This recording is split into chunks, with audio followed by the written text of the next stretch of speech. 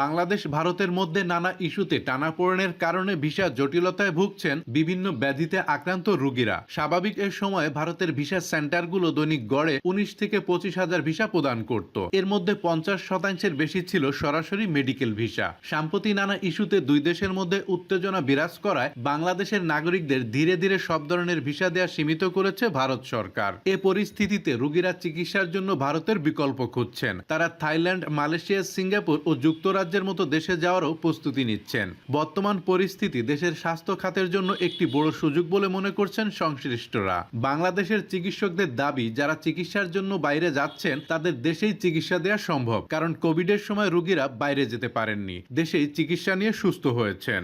বাংলাদেশের স্বাস্থ্য অর্থনীতিবিদরা বলছেন ২০২৩ সালে চিকিৎসা খাতে বৈধভাবে ১৭,০০০ কোটি টাকা বিদেশে নেওয়া হয়েছে। এগুলো গেছে ভারত, থাইল্যান্ড, সিঙ্গাপুর, যুক্তরাজ্য সহ বেশ কয়েকটি দেশে, তবে বেশিরভাগ গেছে ভারতে। এছাড়া ভারতের পর্যটন মন্ত্রণালয়ের তথ্য অনুযায়ী বছরে বাংলাদেশ থেকে ২৫ লাখের মতো রোগী তাদের দেশে আসেন। স্বাস্থ্য সেবা নিতে রোগীরা প্রায় $৫০০ মিলিয়ন ওই দেশে ব্যয় করেন। দুই দেশের সম্পর্কে টানাপোড়েনের কারণে গত জুন জুলাই বৈষম্য বিরোধী আন্দোলনে আহতদের উন্নত চিকিৎসা দিতে বাংলাদেশের অন্তর্বর্তী সরকার ভারতের পরিবর্তে সিঙ্গাপুর, থাইল্যান্ডের একাধিক হাসপাতালে পাঠাচ্ছে। চীন, যুক্তরাজ্য থেকে বিশেষজ্ঞ চিকিৎসক টিম এনে সেবা দিয়েছে।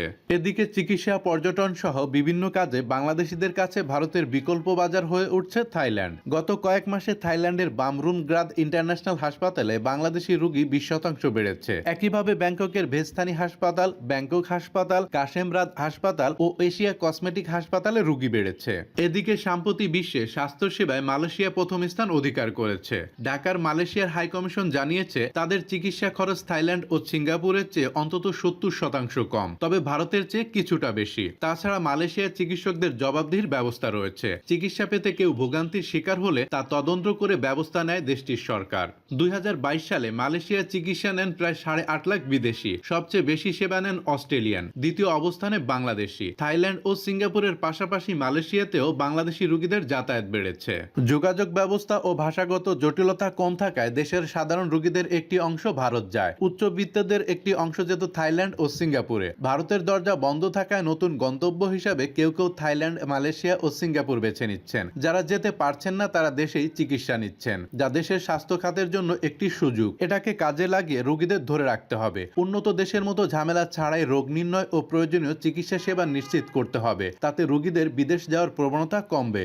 ভারতে রোগী যেতে না পারা বাংলাদেশের স্বাস্থ্য খাতের জন্য আশীর্বাদ, তবে এটি ঢালাওভাবে বেসরকারি খাতে ছেড়ে দিয়ে মনোপলি চিকিৎসা বাণিজ্যের সুযোগ করে দেওয়া যাবে না। একই সঙ্গে প্রাইভেট সেক্টরের প্রতিযোগিতায় পাবলিক সেক্টরকে দাঁড়াতে হবে, পাবলিক সেক্টরের সেই সক্ষমতা অর্জন করতে হবে। এক কথায় সরকারি বেসরকারি চিকিৎসা কেন্দ্রগুলোতে সেবাদানের সঙ্গে জড়িতদের সার্ভিস কোয়ালিটি, গুণগত চিকিৎসা, যন্ত্রপাতি ও জনবলের সঠিক ব্যবহার নিশ্চিত করতে পারলে রোগীদের বিদেশমুখিতা কমবে।